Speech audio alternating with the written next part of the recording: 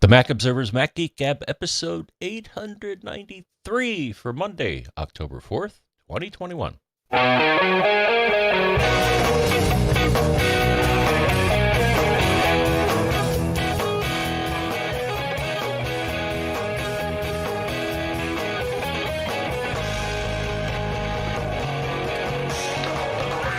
Greetings, folks, and welcome to the Mac Observer's Mac Geek Gab, the show where you send in your questions, your tips, your cool stuff found. We take all of those things, we mash them together, we form an agenda. This is a laborious process, folks. We argue about it, we focus on it, we spend a lot of time, and then sometimes we just throw it away in the moment because we start heading down tangents. But the idea with that agenda and the tangents, and really everything we do, the holistic idea is that each and every one of us learns at least 5 new things every single time we get together. Sponsors for this episode include TextExpander, where you get 20% off at textexpander.com/podcast, and Upstart, where at upstart.com/MGG you can start getting your debt under control. They do it in a really cool way, and they look at, speaking of holistic, they look at all of you, not just one slice of you.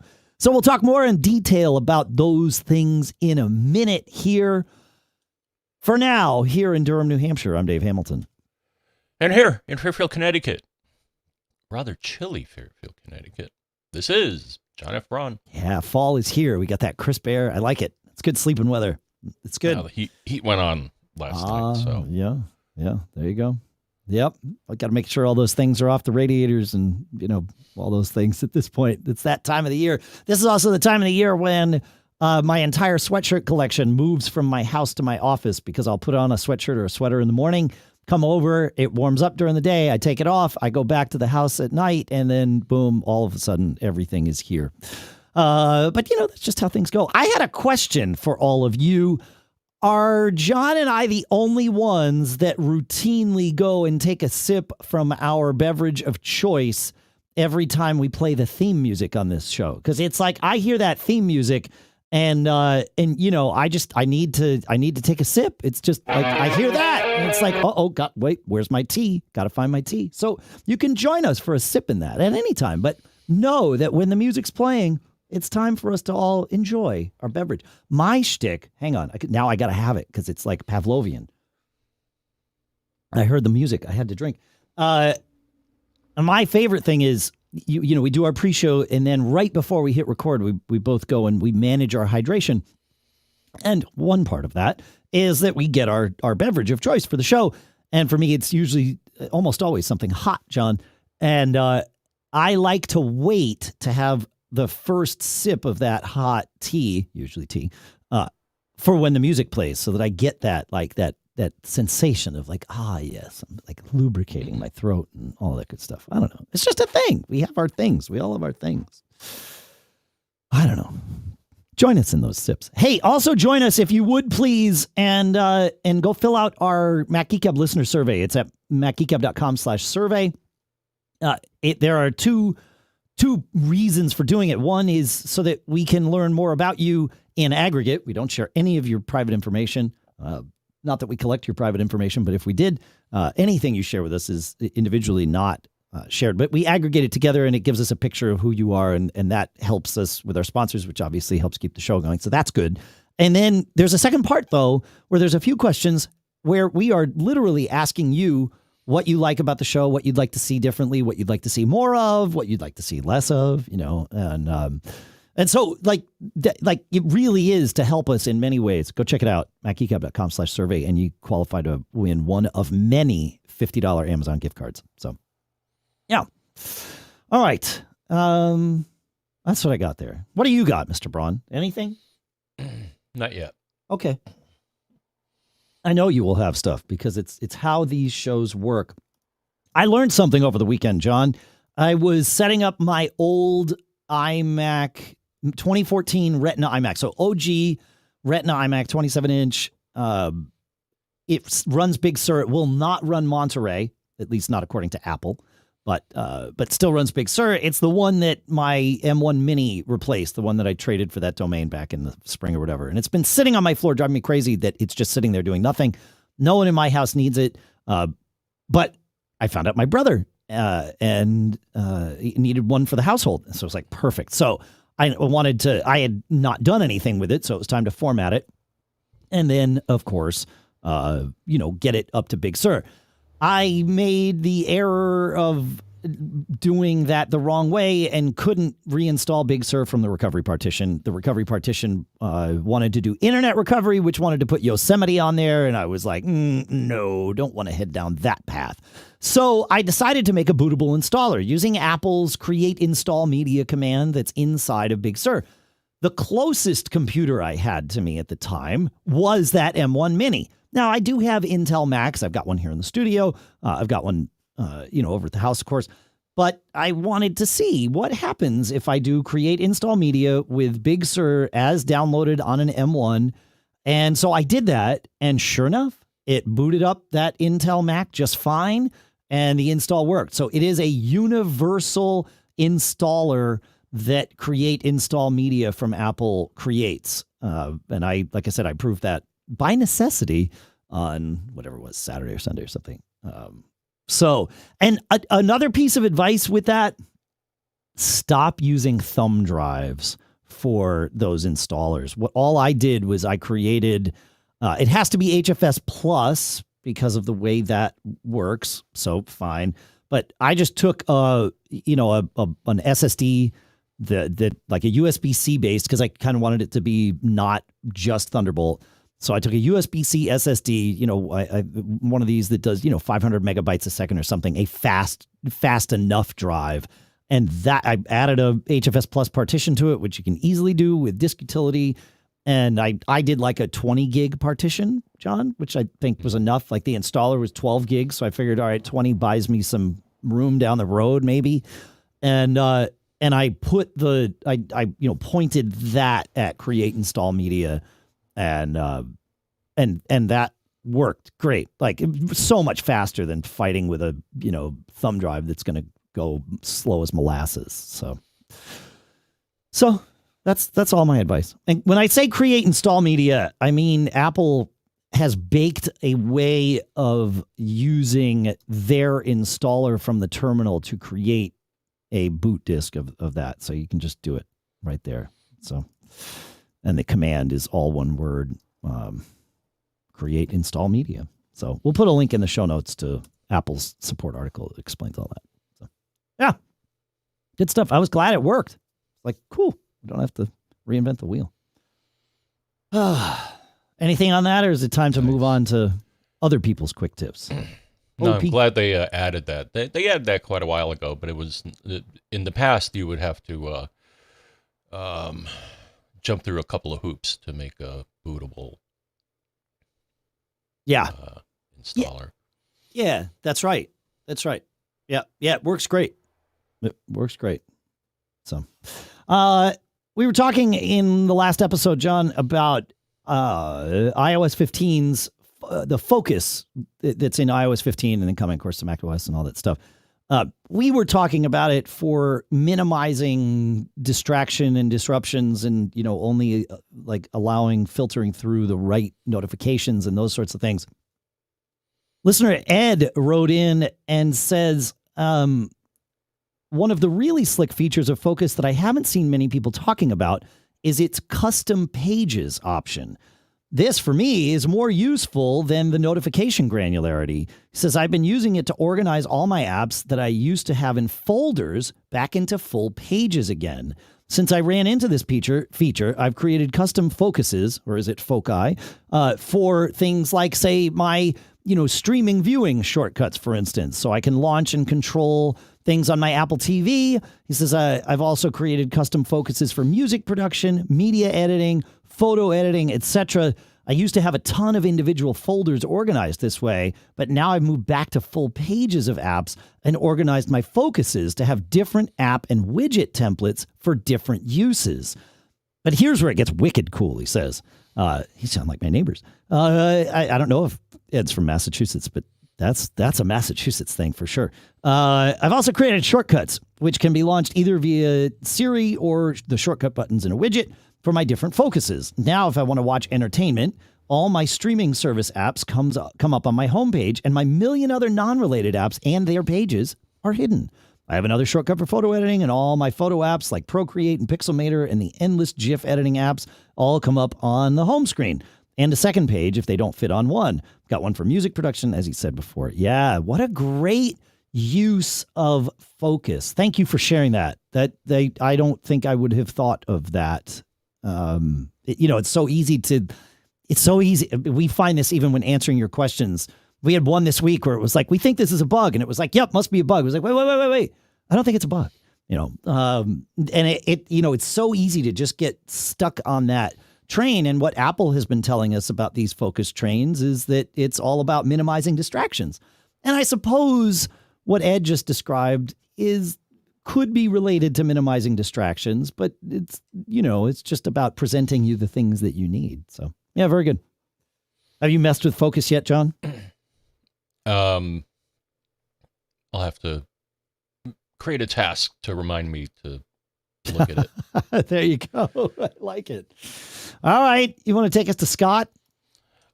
Scott, yes. Scott has wanted to tell us about Safari tab groups, which, as you know, is something new in the latest version of Safari. And he says, I love them. I used to have multiple Safari windows open where each was a theme I used, and each window had a corresponding bookmark group, so I could easily open that group whenever things got messed up. Now I have each of these groups set up as a tab group, and it is so much better. The fact that these are now dynamic and available across devices is just a great bonus. So thank you, Scott. Oh, yeah. I need to get into tab groups. I have a feeling once I start using them, they will become one of those invaluable things to me, but I have not yet begun to incorporate them. I haven't even attempted. So, to be fair, I mean, I've messed with it a little bit, but I need to find some workflows where it's like, that when I'm doing this thing, I want these tabs. When I'm doing this thing, I want these tabs. And I already have some ideas about how that could really help. So, yeah. Good stuff. Thank you, sir. Jeremy. All right. So this one's a little niche, but it's kind of cool and it's worth trying on all your devices. Jeremy says, I just accidentally ran across a feature in Mail in Big Sur that I am so happy about I had to share. In the messages list, you can swipe left or right for different actions, mark, unread, delete, just like on iOS. That doesn't work so well if you are using a traditional mouse. It works great on a trackpad, of course. He says, I have a Logitech MX Master 3 with a horizontal scroll wheel, and I just happened to hit it while moving over a message. Much to my surprise, the message slide to the side showed the swipe option. It seemed to be reverse direction for the scrolling, at least in my mind. But oh my goodness, what a nice thing he says this is to have. I don't know if other mice with sideways scroll wheels will do this, but definitely wanted to share the finding. Yeah, if you've got my guess is that the answer is yes. If the sideways scroll wheel translates to macOS in whatever way it could, be it a trackpad, a trackball, or like the Magic Mouse where you can sort of trackpad yourself on top of it for the scrolling and all that. I think I see no reason why that wouldn't work. Yeah, it's good. Very cool. It doesn't work with my device. Oh no! To program it. Well, yeah. This trackball has a ball, but it also has a wheel on the outside, and that can be used in some programs to scroll up and down. Right. Like we just discussed, but it looks like it's not getting it. Got it. I'll have to figure out how to see if I can engineer that. Yeah, for sure. Okay, well, good luck. Let us know how you do. Listener Robert says, I wanted to send this tip over in case it hasn't been covered, and it has not. If you are trading in an iPhone or Apple device that still has AppleCare Plus on it, you can get a prorated refund on the unused portion when trading it in to Apple. He says, I traded in my iPhone 12 Pro Max for $790, plus I called Apple and asked for a refund on the AppleCare Plus that wasn't about to expire until November of 22. I got another $118 for that, which made the trade-in even better. Normally, I would just sell the phone on eBay and include the AppleCare, which helps the selling price. But the Apple deal was pretty good this year. Hope this helps. Yeah, I've always erred toward the side of using eBay for devices that have AppleCare for exactly that reason, because, otherwise you're not getting it back if you just trade it in. It's handing it off to the next person. But Apple, it seems, will take it back from you if you're trading it into them. So, yeah, I like that. That's pretty good. Pretty good. All right, John, what do you got? Nothing at the moment, but Tony has something. PCUnix, he likes to be called. Yes. When using CarPlay, I'll often say something like, tell my wife and my daughter whatever I need to say. But sometimes I'll forget to add my daughter. Today when I did that after S-Lady read back my message, I said, add my daughter, and to my surprise and delight, better than shock and awe, she did. That's pretty cool. I've never tried that. I've canceled messages when I've done that. I have to mess with this. I have a question, and I think I know I could try to Google for this, but with Siri in the car, I am often wanting to reply with emoji, and try as I might while I am replying with Siri, I have not been able to get it to invoke emoji. Anything I do just like winds up typing out the word emoji happy face or whatever it is I'm trying to do. Can somebody tell me how to do that? The only time I think about it is when I'm in the car, and obviously I'm not going to be Googling while I'm in the car. And then the only other time I've ever thought about it is right here after you mentioned Siri and CarPlay, John. So does anybody know? It's not specific to CarPlay. So there you go. I don't know. Do you know how to do it, John? I don't really use her that often. Right. I don't, for text messages, the car is the place where I use Siri. Otherwise, obviously, right, it's in the car, so it works out great. Especially with CarPlay. It's a great interface, the way that just flows. So, yeah. All right. Well, hopefully somebody will have that answer. I was kind of hoping it might just magically have appeared in the chat room by now, John, but it has not. All right. Chuck. Well, Chuck and Gaz have quick tips from the last episode about the same thing. Chuck said, in the last episode, you folks learned about selecting a file from the Spotlight list and then holding down the Command key to see the path. Well, if you hold down the Command key and double-click to open the file, John, he says it will open the containing folder instead. He says, I use this all the time because sometimes I'm not only looking for a file, but where the heck did I file it? Yeah, that's very good. I like that, Chuck. And then Gaz also shared from the same tip and question. He says, I was shouting at my phone while listening, not because you got anything wrong, but quite a while ago, I did the Command key click when doing a search in Spotlight.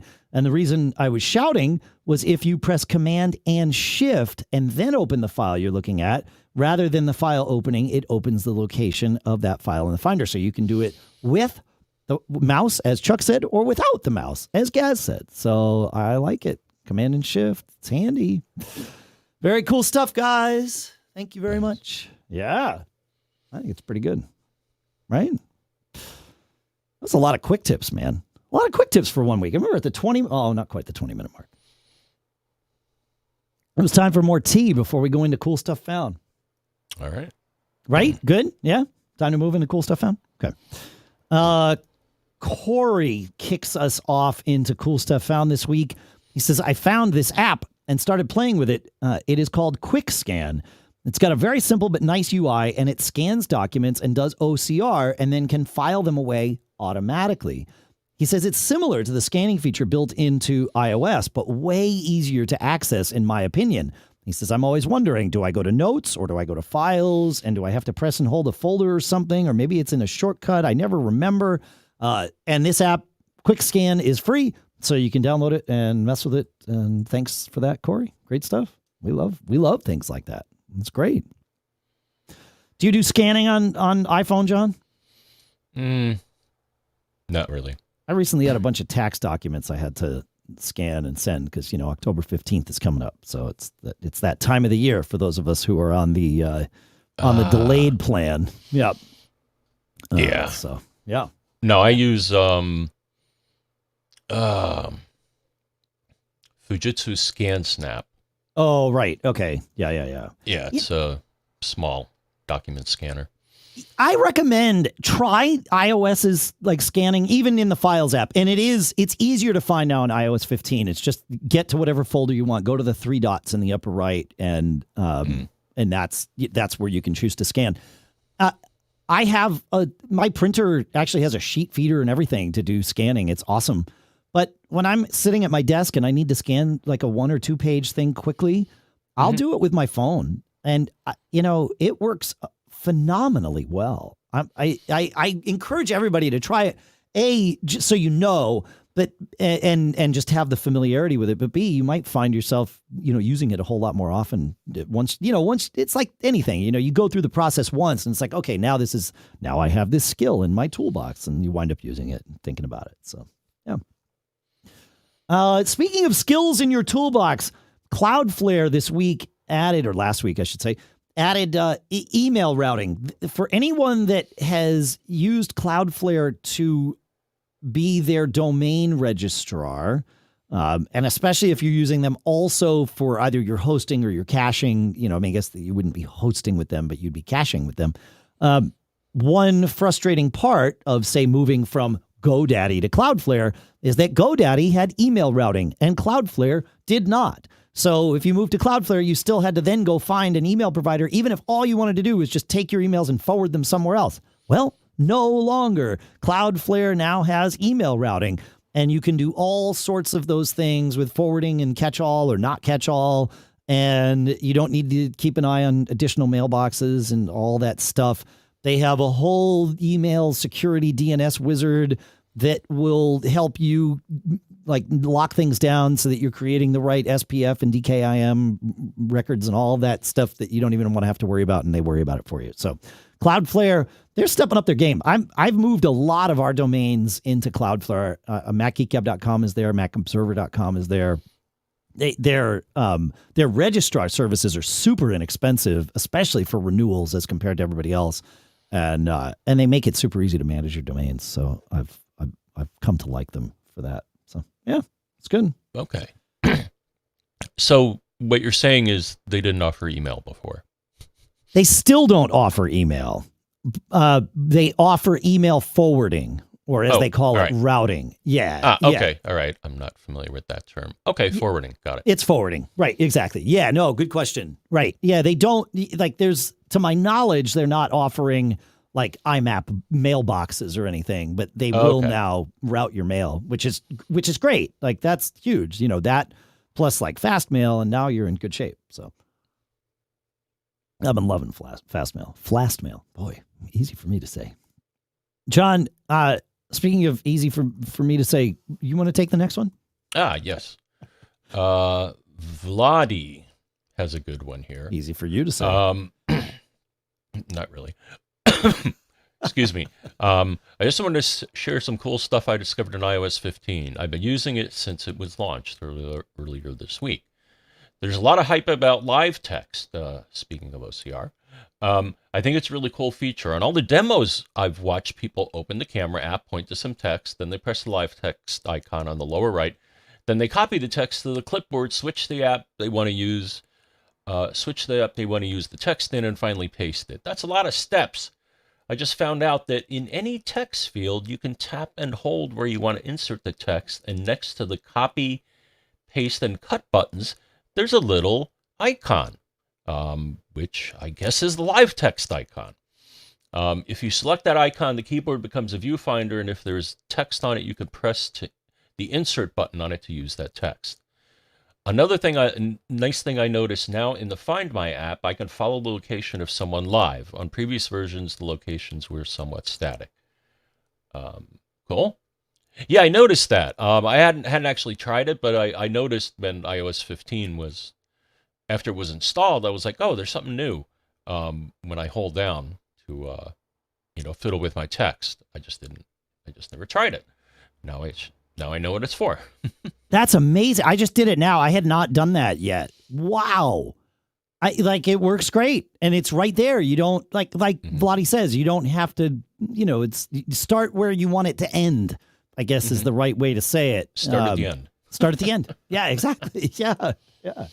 Why start at the beginning like everybody else? Yeah, the beginning is such a, I don't know, it's a boring place to start. It's better to start where you want to end up. Then you tell yourself how to get there. So. Yeah, and then and he is right in Find My. So next to people now, and I verified this, I don't have many people in my Find My. I only have 2 actually, and you're one of them, Dave. I'm being But stalked. now next to it says live, and I'm like, okay.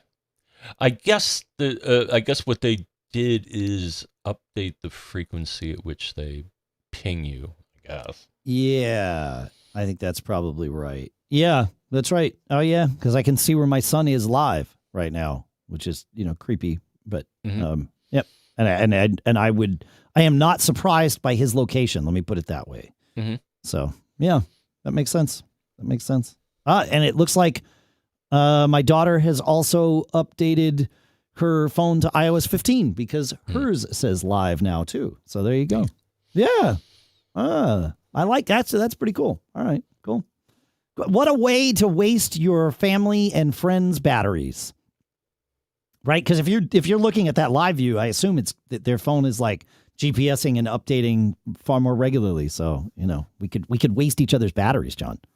And really, like anytime I'm having battery problems, if you just left your phone open on live for me for like 4 hours, it would totally screw with all my troubleshooting. That would be, that'd be great.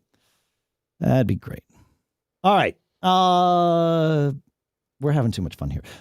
Ben is going to help us. Oh, yeah. Ben says something very tiny. Hang on. I got to zoom this in. What did Ben say? I know what he talked about. He says, I know you were talking recently about replacements for your Harmony Universal Remote. I saw the SofaBaton Universal Remote on Kickstarter and thought of you. Of course, the usual caveats relating to Kickstarter projects apply, aka it might not happen. And if it does, it's probably going to be later on arrival than you think. I don't say that specifically about SofaBaton. I couldn't say that about them. I don't know anything about them, but I know about pretty much every other Kickstarter I've ever taken part in, especially popular ones. And that's actually an important thing to remember. A lot of times these Kickstarters, if they beat their goal by like 10x, their goal, like presumably, if they were responsible, they figured out, okay, what's it going to take to build, 1,000 of these units? And okay, so I have to contract with a factory or whatever. I've got that figured out. I know what it's going to cost. Okay, how much profit do I need to make? Yada yada. You do the numbers, put it together, put your Kickstarter out there. When that 1,000 changes into 10,000, you need a different factory. You need to probably think about changing the way you're producing them. Like it's a whole different thing, and that can actually slow things down, as you might imagine. So that's how Kickstarters go. Especially the popular ones. So fun stuff, though. I took a look at this. It looks a lot like the Harmony remote with a hub kind of thing. It's similar to that whole concept. So, yeah. All right. Any thoughts on that, John? No. Okay. We have one more cool stuff found from one of you, and then I have some show and tell to do. So let's do Martin's cool stuff found, and then, we get to tell you about our sponsors. And then we get to tell you about more cool stuff found. Sound like a deal? All right. Deal. All right. Martin shares with us yet another tip from Gary Rosenzweig over at MacMost. He says, I was getting very annoyed with trying to print reminders on Catalina, but I found a great way with a script from Gary over at MacMost. And he even shows it off in his YouTube channel. We put a link to all of that here in the show notes at MacGeekGab.com. Again, as always, you can go to MacGeekGab.com and sign up to get our show notes delivered right to your email box. It's pretty awesome. Thank you for sharing that, Martin. It's great stuff. All right, John, if it's all the same to you, I'd like to talk about our 2 sponsors now. Okay. All right. Hey, listen, if you're carrying a credit card balance month after month, that can feel like you're in a never-ending cycle of debt, right? Our sponsor, Upstart, can help you make that final payment so you can get ahead. Upstart is the fast and easy way to pay off your debt with a personal loan, and it's all done online. So whether it's paying off credit cards or consolidating other high interest debt, or even funding personal expenses, like maybe you need a new NAS, or maybe you need a new roof on your house, or something like that. I don't know. Over 500,000 people have used Upstart to get one fixed monthly payment. And Upstart knows that you're more than just your credit score and is expanding access to affordable credit because unlike other lenders, Upstart considers your income and your current employment to find you a smarter rate for your loan. With a 5-minute online rate check, you can see your rate upfront for loans between $1,000 to $50,000, and you can receive funds as fast as one business day after accepting your loan. This is a really cool system, and they make it super easy. Find out how Upstart can lower your monthly payments today when you go to upstart.com/MGG.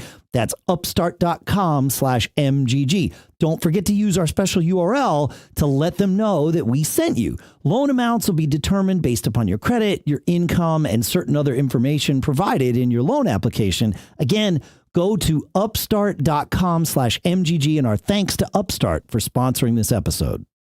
Next up, TextExpander. Listen, do you ever type the same thing over and over and over again? Things like customer support answers, sales emails, or even document edits. Typing things repetitively or using copy and paste can be a burden, and there's always opportunities for human error, right? Like even if you're copying and pasting, sometimes you go into an old email and you get those like the forwarding markers and things like that, and you're spending your time, you're now distracted from what you were doing. You're no longer focused on the thing you need to do because you've got this other sort of, departure that you need to be on. We like tangents on Mac Geek Gab. I do not like tangents when I'm trying to get something done, and I know you don't either. And that's where TextExpander comes in, because with TextExpander, you, and if you work with others, your team, can keep your message consistent. You can save time and be more productive. You can be accurate every time. Look, the way we work is changing rapidly, and now with TextExpander, you can make work happen wherever you are by saying more in less time and with less effort using TextExpander. And even better, because you're a listener of Mac Geek Gab, you get 20% off your first year. And the way you do that is you go to textexpander.com/podcast. I know that sounds generic. It is. Guess what? When you check out, they will ask you where you heard about this. I think you know the answer there.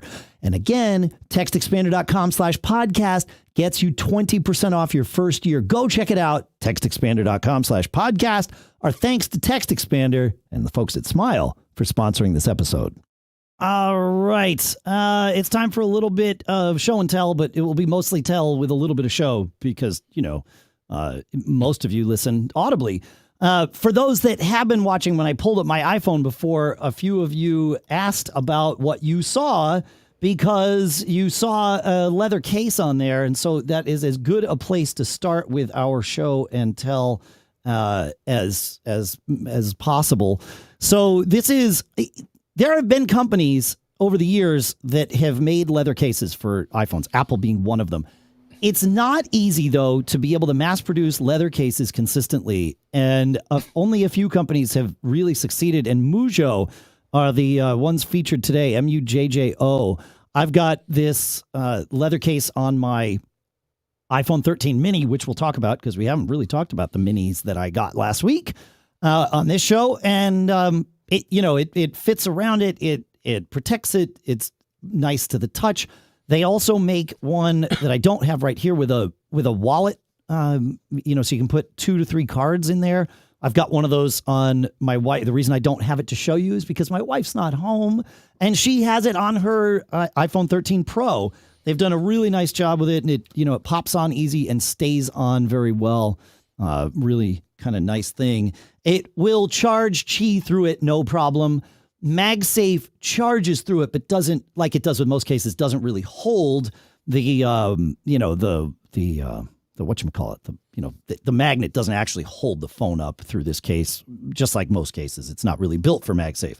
If you want a case that is built for MagSafe, Specs Presidio Clear, Perfect Clear, I guess they call it, now has magnets built in.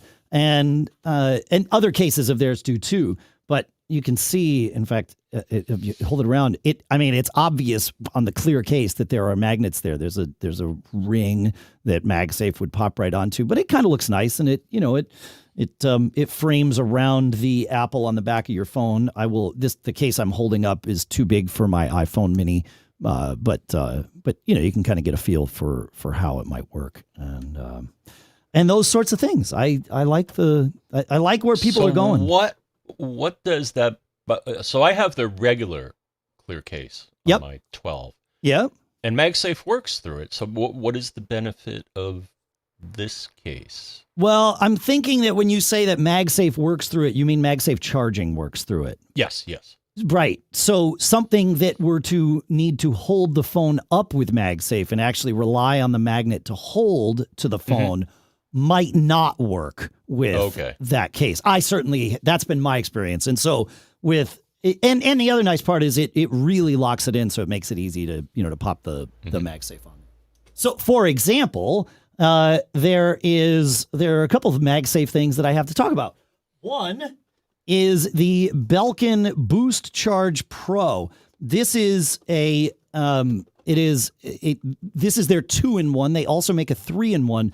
The 2-in-1 has a MagSafe stand for your phone, and then in the base is another Qi pad that will charge. It's built for your AirPods. It's got kind of a little pocket there, and so I will stop moving things around so you can see it if you're looking. But it's a very minimalist looking stand that it just holds MagSafe, and you're good to go. It holds the phone up and fine. I'm sure if I have my phone out of its case right now, I'm sure if I put that, in fact, I've tested it. I know if I put that Mujo case on, it would charge through the MagSafe, but it will not hold like it does here. But it holds fine this way. Or if I had a MagSafe case, it would work great. And it just plugs in with one cable, and that's the Belkin Boost Charge Pro for $99.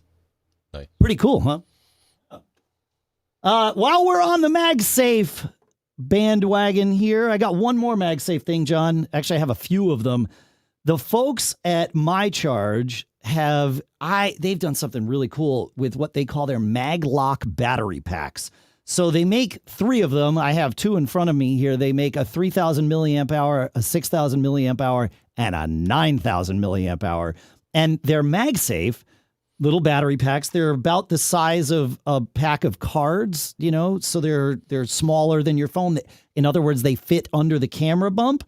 And what's great is, you take this little battery pack and you put it on the back of your phone. And if you heard that little noise, that's the little noise that says it started charging. And it holds onto the phone, no problem. I'm having trouble with my hand holding it up, and I almost did an emergency call or a medical ID thing, but because it's hard to find a way to hold it. But it fits right on the back of the phone. It would fit on a MagSafe case, and now you've got an easy way to put a charging pack on your phone without having to have plugs in your bag or anything like that. The magnets say that they will hold 2.5 times the weight of an iPhone 12, and it works. It works with the 12s and the 13s. It's not just limited. But I'm here holding up the 6,000 milliamp hour with my phone, and the only thing that's struggling is my hand. Or my fingers trying to just hold the edge without holding the thing.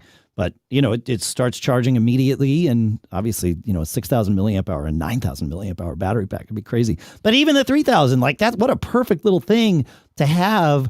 And you just put it on your phone and you're good to go. So I like where things are going with MagSafe, John. And I like that case vendors are making cases that are truly built to support MagSafe in the full way. Because like you were saying, you can charge with it, but it doesn't hold, and that's not such a good thing. So, yeah. Yeah. So also, it comes in not 1, not 2, but you have a choice of 5 different colors. With the MyCharge thing, is that right? Yes. Okay. Yeah, I actually requested a blue 9001, and I think they swapped out what they originally had in there just to make me happy. Oh, nice. Because my phone is blue. Right. Oh, Right. no, you got the blue. Okay, so I Well, guess this they is the gave blue everybody the blue one. 6000.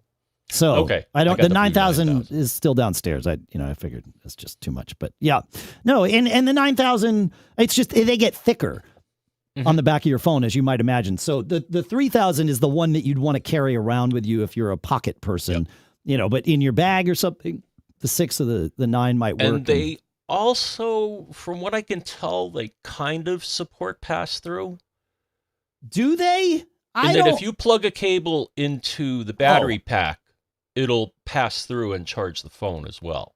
Correct. That's right. But, when you said pass through, I thought you meant Qi pass through. And I'm like, I tried it. It wouldn't charge with Qi. Okay. Yeah. The bad news is that unlike Apple's product, you do not get an additional icon in Control Center. If you do what I'll call pass through in Control Center with Apple's product, you'll see 2 gauges, one for the phone and one for the battery pack. Right. This battery pack isn't smart. I don't think they have the magic inside to do that, but it charges. Right. You just wait. And I think the other thing that they mention is, in theory, you can use it as power delivery to power something like your computer. I think I think it only does 10 watts or so it's not a lot of juice. But well, that wouldn't power your computer. Most Macs need at least 30 watts to power them. But power delivery out the USB-C port. I didn't realize that port was bi-directional. That is cool. I think I read the press kit. I'm sure I'm sure you did better than I did. Well, it says something on there.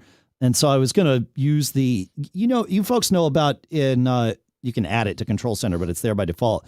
The magnifying glass, which is for those of us that recently celebrated milestone birthdays. If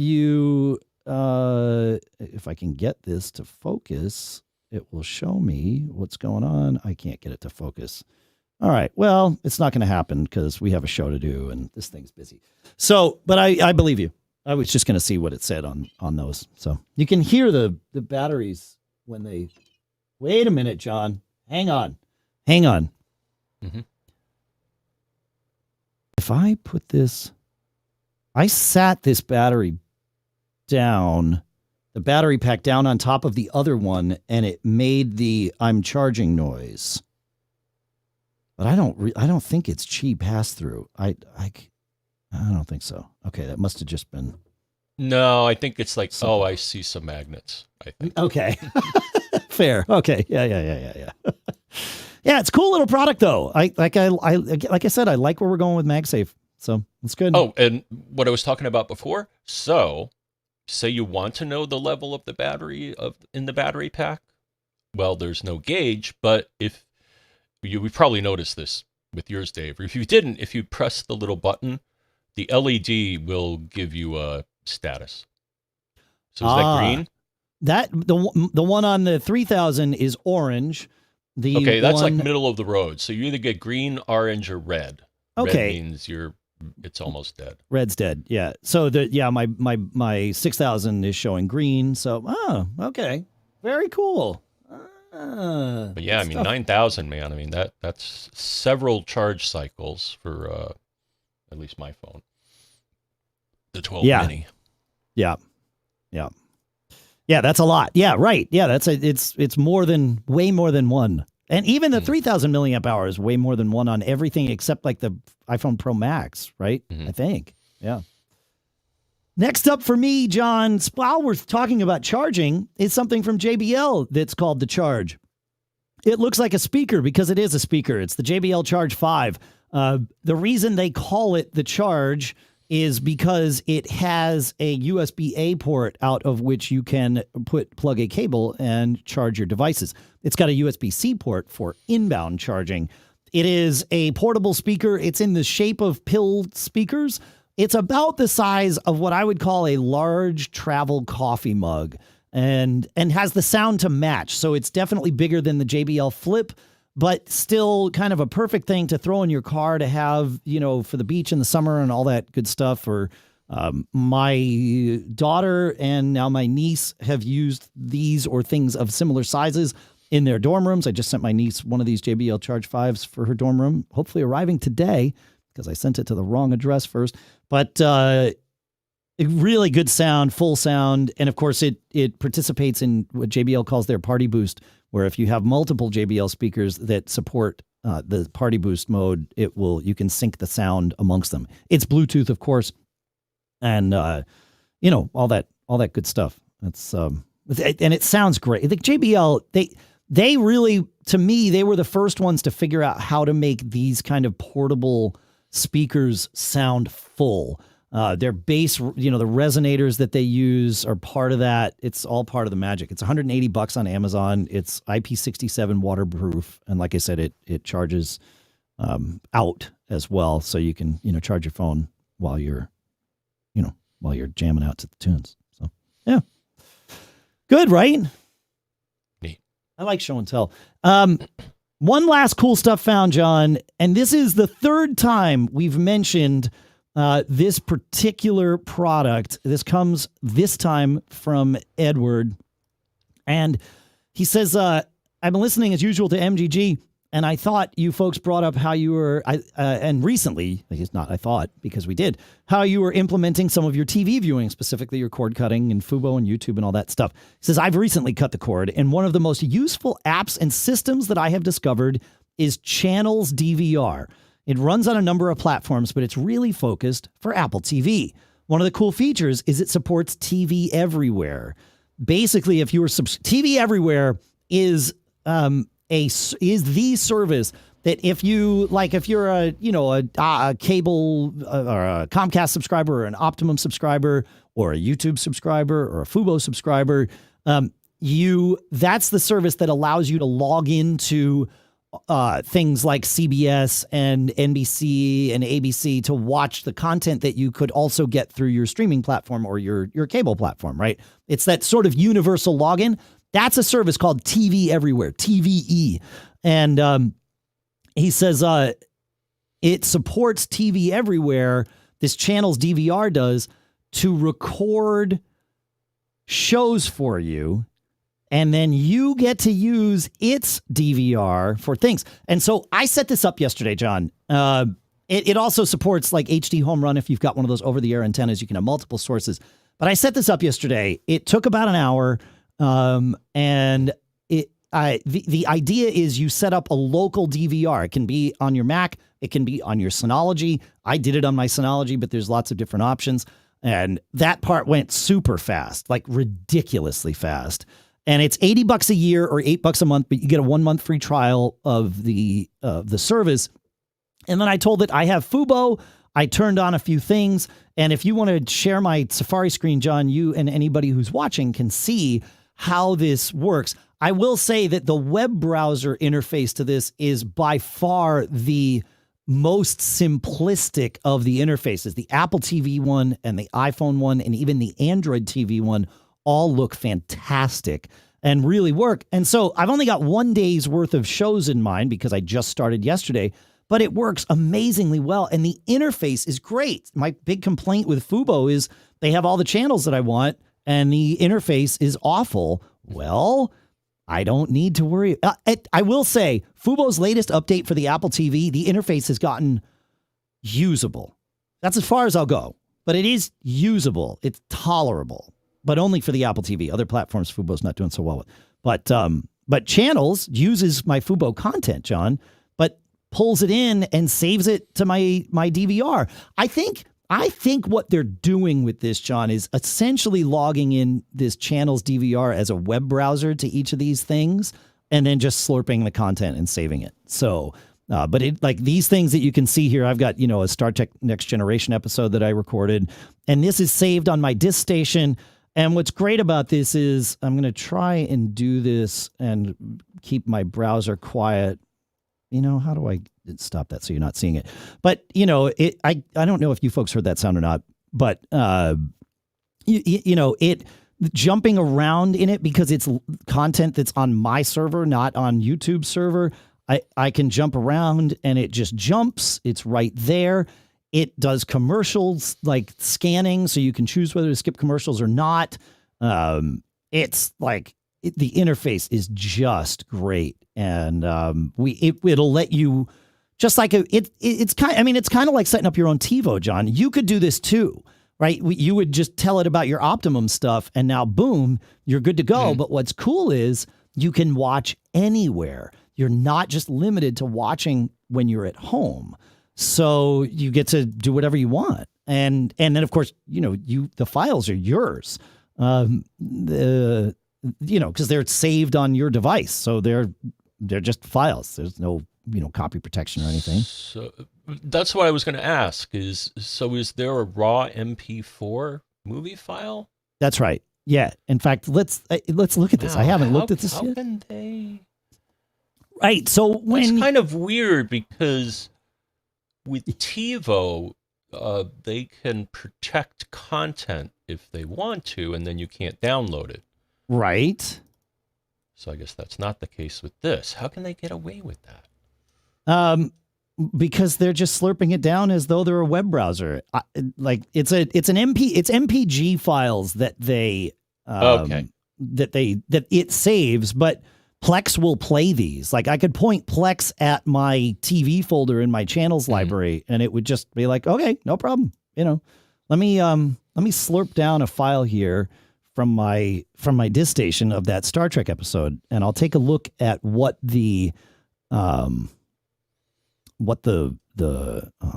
says, what's the format here. So it's H.264 with AAC sound. So yeah, totally portable. You do anything you want with it. Yep. Which is pretty cool, man. Like the only thing, in the last 24 hours, it has worked flawlessly for me. And the interface is so much better than either Fubo or YouTube TV. Like it's not the same as TiVo, but I have a feeling it would be the kind of thing where very quickly it would just be as natural as TiVo for us, right? Like just the way it works. Assuming there's a lot of moving parts though, that TV everywhere thing needs to keep working. I'm sure there's some cat and mouse game, either intentionally or not, as each streaming channel, changes the way their web thing works. They probably have to make adjustments to channels to keep up with that.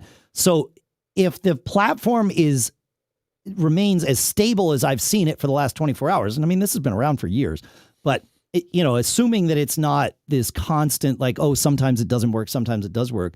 It's worked great for me, but assuming that that's the case, this is the future, man. This is amazing. It's like definitely how I'm going to work with it. My only complaint so far is that, similar to TiVo, there are no profiles, right? So I can't say, well, have, one for my son and one for my daughter. It's like there's one library that everybody is recording into. But I did try watching a live, there was like a football game last night. So I was like, well, let's record that and we can experiment with it. And I tried watching it from 3 different sources, each at different points in the game while it was being recorded live. And it was like, it did not get confused by that. So each client is sort of autonomous in that way. It's pretty cool. And it'll tell you what it's going to record. And you can say, oh, I don't want that football game in Spanish. I want the English one. And so, just like, yeah, man, I'm stoked about this. Like I said, it's been 24 hours. So I'm trying to temper my own excitement with what's going to happen next. But it's pretty cool. So we will keep you posted. And I know this is the 3rd time we've mentioned this on the show. 2 other people over the years have sent it in as a cool stuff found. It just never made sense to me what it was. Kind of like Sonos is sort of how I feel right now. Like, I know you've been trying to tell me about this. Now I finally understand. I finally heard you. So, yeah. It's pretty cool. Yeah. I don't know quite how they're doing what they're doing, but they have their support. I had one issue. I was just being stupid about something because I didn't know. And I emailed their support and they were like, oh, do this. It'll fix it. And their support answered me in an hour. And the forums are active with people that probably would have provided me an answer faster than that too. So yeah, it's pretty good. Thank you, Edward, for finally forcing me to see the light. Kicking and screaming. I like it. It comes from the same home as Plex, that XBMC core that, sort of was the foundation of all that stuff years ago. I think that's where Channel's life started. And speaking of Plex, they say that they're working on doing something similar. They got like, $50 million worth of funding earlier this year, and another round. And so like they say that they're aiming to solve this problem. I don't want to say that they're doing it in this way because I don't know. But my guess is that, I'm really, as I've kept saying, I'm really eager to see where we are, September 1st of next year, or October. Now it's October 1st, but I'm still like September 1st. Where is Fubo? Where is YouTube TV? Where is, direct TV stream? And then where are Plex and channels? And what's the right mix of all that stuff? Really what needs to happen is the continued fragmentation of streaming of content providers needs to happen so that things like live sports are no longer locked behind a Fubo or YouTube or Comcast or Optimum. Like, why couldn't, if I want to watch the Bruins, why can't I just pay the NHL and have them? And I know actually at some level with the NHL, I can. MLB is totally open like that. Where's the NFL in all this? Like, they need to get on board. And then all of this sort of, then you get to do whatever you want. So I don't know. It's interesting. I got my minis, John. Mini what? iPhone 13 mini and an iPad mini. Nice. We talked about the iPhones. There's not much to say about the 13 mini other than it, it's like sort of like the 12 mini, but the cameras are bigger. So, and the lenses are bigger. Like, that's for sure. The iPad mini, it's like an iPad Pro mini. It is the device I've wanted for a long time. Yes, I know it is a little shorter in one dimension than the other iPad minis, but man, I'm stoked with it. It's everything we said it would be. So for me, which has been great. So I don't know that I have much more to say about it unless you have any questions about them, but Nope. Okay. Well, should we move on to questions? Speaking of, we have some listeners that sent some in. We have some time. Sure. All right. Take us to Joe. I'm not going to do that. So yeah, let's go. Let us go to Joe. Joe. We love Joe. What do you think? You want me to read Joe? No, I got it. Okay, all right. Joe says, I think ever since I upgraded to 11.6 Big Sur, my search in mail has not worked. I cannot even get it to find an email from yesterday or the day before. Yet when I go onto my email provider, which is GoDaddy, I can search and it comes up right away. I Googled for solutions and frankly am getting what I think is confusing information. Should I just click on rebuild and hope and pray that fixes it? Maybe. Last time I did a rebuild, admittedly a couple of years ago, on a since parted MacBook Pro laptop on an OS several versions ago, I lost a bunch of mail, but that may have been because I was using a POP server. I do tend to keep way too much in my inbox. Like now I have a little one. I have 94,000 emails in my inbox. Okay. I'm also still having problems with mail pretty regularly stopping communicating with the server, GoDaddy, on my main email address, but continue to download emails on my secondary domain. The only way I can get Mac email to read the first address is to quit mail and restart it. If I delete the prefs file, which I presume will also wipe out my inbox, will all those 94,000 messages again be accessible, or do I risk losing them? The alternative, though, of course, is to copy all of the inbox to a new mailbox, and maybe it'll recreate the inbox. All right, we got a lot of stuff there. Let's see if we can address some of them.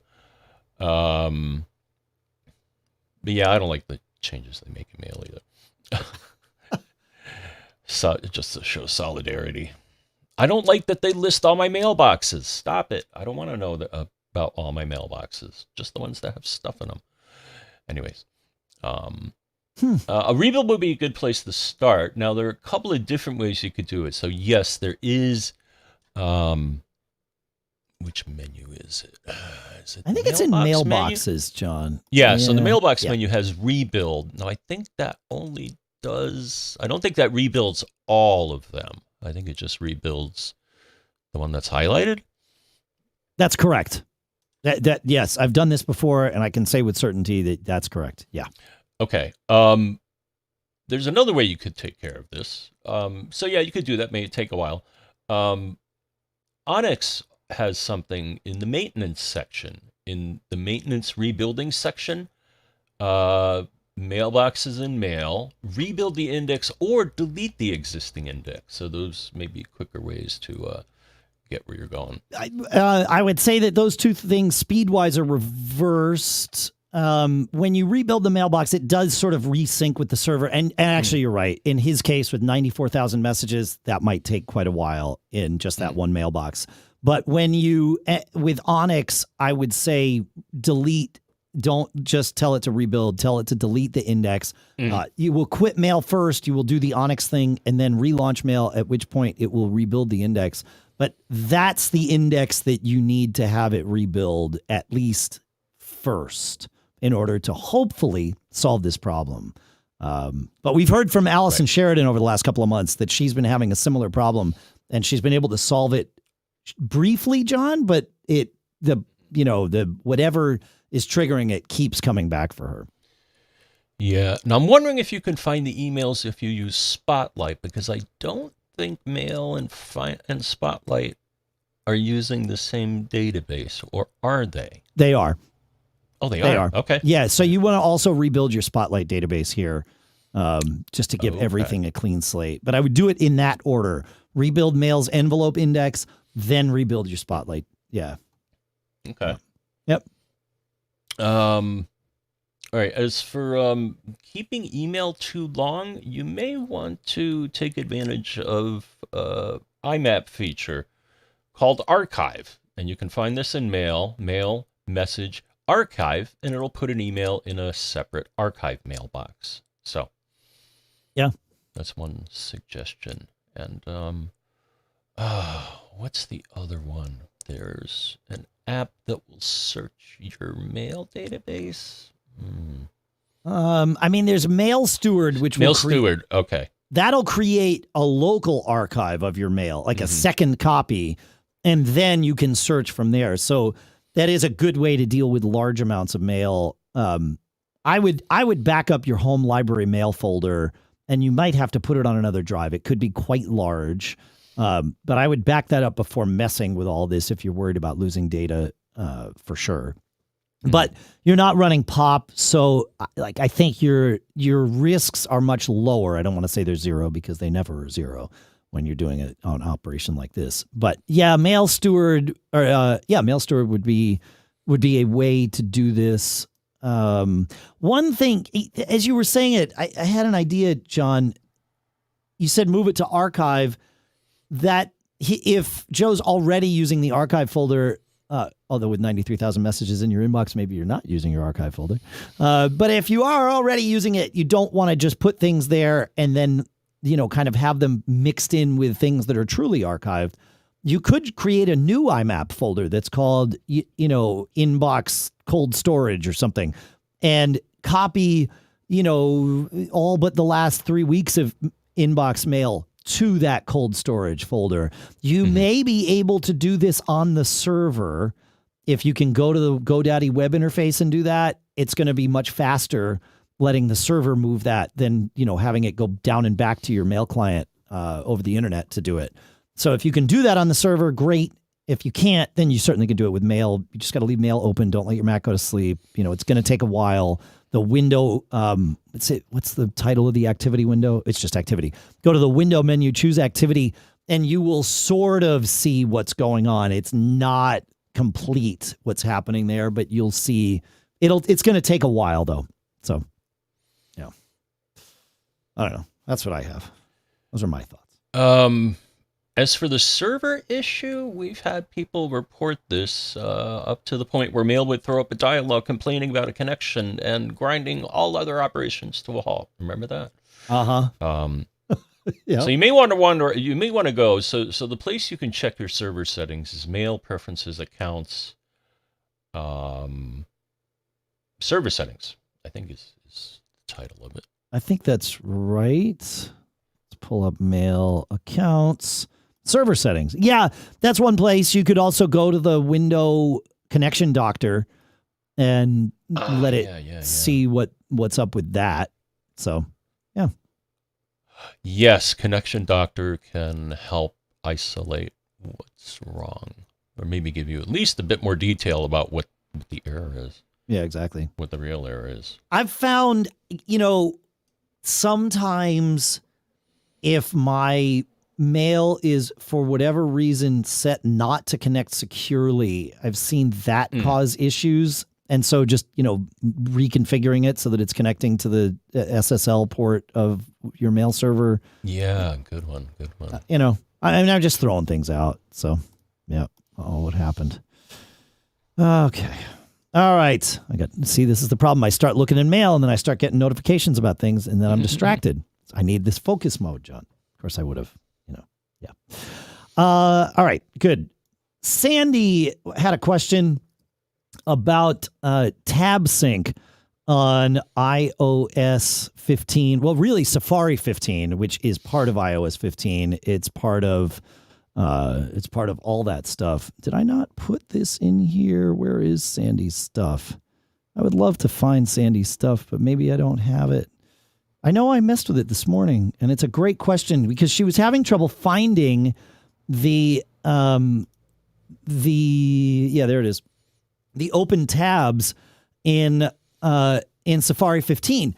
On your Mac, you could and still can click on the little cloud icon in the tab bar, of Safari 15 and see all the open tabs that are synced via iCloud from all your other devices that are synced to iCloud. So you can go there and, for me, I can see from my Mac here what's open on my iPhone 13 mini and my iPad mini 6 and, et cetera, my MacBook Air, whatever. In order to do that on her iPhone, though, or her iPad, Sandy said, I used to be able to hit the 4 squares in the upper right-hand corner of a Safari page on my iPad, and it would allow me to see all the open pages. Now, when I click on those 4 squares, I see the start page of my iMac and nothing else. Likewise, when I do this on iPhone, all I see are the ones on my iMac. Is this the new normal?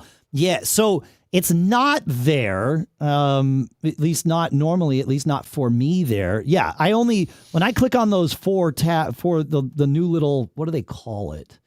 Tab overview, I am seeing the tab overview of that device. And this is a new thing in that way because it's a new icon. But to see the tabs from your other devices on your iPhone or iPad, you need to hit the plus button to add a new tab. And this is sort of how it's always been. It's just a different workflow. And so it's a little bit misleading. I was misled by it too. You're not alone. So hit the plus sign on your iPad, which is just one notch in from the little 4 square thing. On your iPhone, you need to hit in the lower right, the tab view, and then hit plus. And once you're there, you will be able to see your devices that that have your all your stuff. But it's going to be buried a little bit because the first thing you're going to see on the new tab page by default is favorites, then shared with you, then privacy report, which is very cool. You can dig into that. I like this.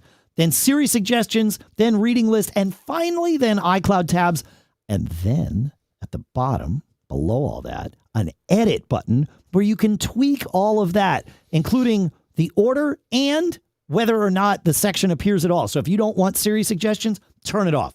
If you want frequently visited, but you want it at the bottom, slide it down to the bottom. You want iCloud tabs at the top, slide it up to the top. However you use it, you can even set a background image if you like. So it's a great little thing. And that's the key, is it starts from the new tab page. So the plus button is your friend. Unless you're on your Mac, then the cloud icon is your friend. So hopefully that helps. Yeah? Mr. Bond? The other thing I noticed on the Mac, so if you click, I don't know what this is called. Okay. It's in the lower right. It's 3 lines and 3 dots. Where am I on the Mac? Like what? On the start page. I don't have the start page up on my Mac. Okay. I have that turned off. So I'd have to go to tabs. And how do you set what happens? There's a quick tip happening here. I'm just trying to figure it out. Where is, new windows open with, right. You can set new windows and new tabs. I have new tabs to be empty and new windows to be start page. This is in Safari Preferences General. So if I do a new window, do I see the start page? I do. Okay. Now, yes, I see your 3 little EQ sliders. And this also lets you configure that start page. It's the same interface that you get on the similar interface. Turning iCloud tabs on and off. Yes, sir. Right. Yeah, right. Yep. Yeah, I'm interesting. I thought I was pretty certain that at least on iOS, prior iOSs, if you held down the window or tab button, it would show you what was happening across all your devices, or have like a placeholder. That was how to close all your tabs. Okay. Yeah, and that's still there with some new options because it's got to move to tab group, things like that. So yeah, but you're right. I think if you hold down on the plus key, like once you go to the new tab, browser, we'll call it. If you hold down the plus button there, you get recently closed tabs and you can reopen them. Yeah. Yeah. Try holding down on things on iOS. Things happen. Like bookmarks. I can add a bookmark from my 29 tabs that I have open. I don't want to do that, mind you, but I could. So, yeah. Look at that. Yeah. One thing I like about Safari on the iPhone, if you leave it in the new mode, which is to have the URL bar at the bottom, is you can just like put your thumb over any finger, but I do it with my thumb. Put your thumb over the URL bar and just push up, and it brings you to that tab browser, which is a nice way to kind of get. I mean, I know I could just tap the tab browser, but it's like a very fluid thing, and then I can just close tabs from there. I don't know. I like the new interface now that I'm over not liking it. All right. Do we have time? Yeah, you want to take us to Bob to kind of close that loop there, John? Let's see. Where is Bob? Are we having problems? Did I screw things up? Did I not move everybody over? I see Bob. He's there. Bob, 891. He talked about something from 891. Okay. No? All right. Well, I'll share the Bob stuff because the clock's ticking. No, right? I got it. You got it. Okay. Here we go. All right. Bob says, he links to an article, that basically says, crossover will run Intel Windows apps on M1 Mac.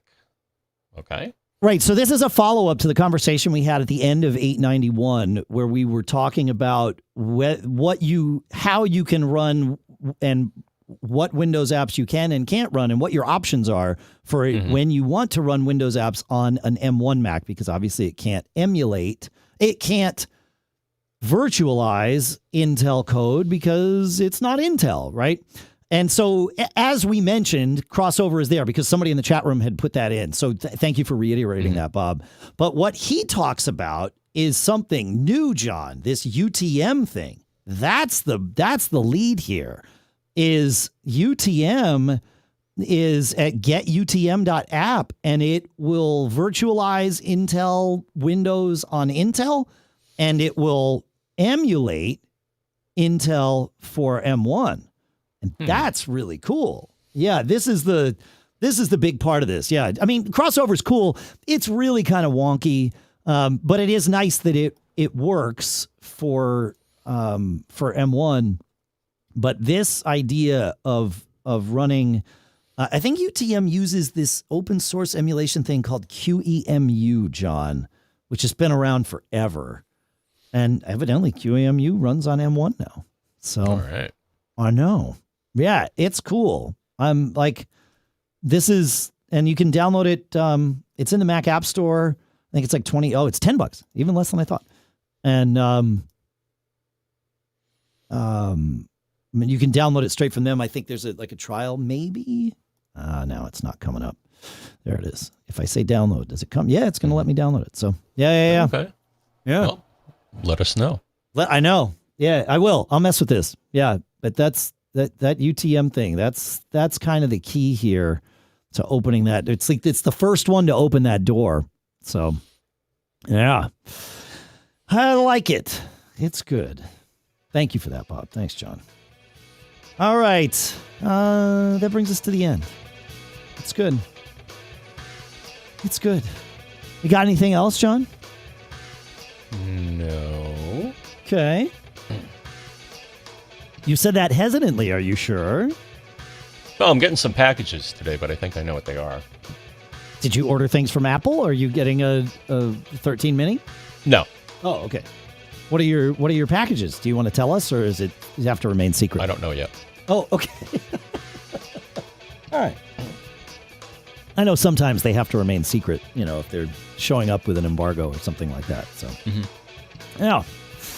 All right. Thanks for listening, folks. Thanks for sending all your stuff in. I know we didn't say it in the show, but if you have a question or a tip or a cool stuff found of your own to share, feedback@macgeekgab.com is the key. That's how you get this stuff to us. That's how it makes it to the agenda. You heard him, folks. Feedback@macgeekgab.com. That's feedback@macgeekgab.com. Thanks again so much for listening.